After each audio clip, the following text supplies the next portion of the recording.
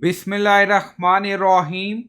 Assalamu alaikum. My name is Hassan and today we are going to set default background image for missing feature image in Elementor Pro WordPress. Before starting work, it's my request, please subscribe my channel. Thank you. Now back to our work.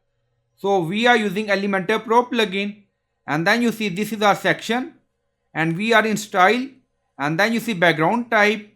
We select image and then we select dynamic tag feature image. So we are going to set fallback background images for any page without feature images. So we set feature images and then click on publish. Now go to page.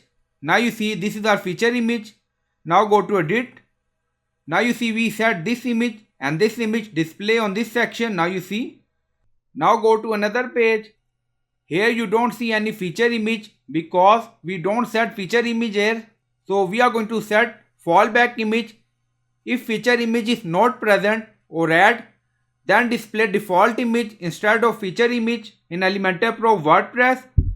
Now go to header again. So we are in style. Now you see background feature image.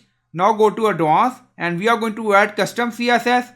So click on it and then we are going to paste and you'll find this CSS in video description or in comment section.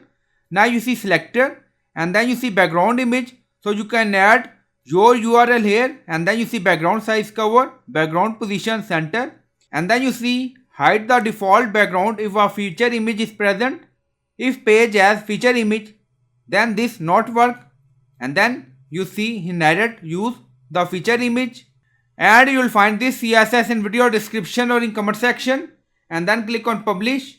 Now publish done. Go to page. Now you see to a list. Now refresh the page. Now you see default image show instead of feature image in this page. Now go to edit page to check. So we are in edit page and then here you don't see any feature image, we select. So here default image show instead of feature image. If page has any feature image, then default image not show and you will find this CSS in video description or in comment section. So I hope you like this video. Please like, comment, share, subscribe. Thank you for watching.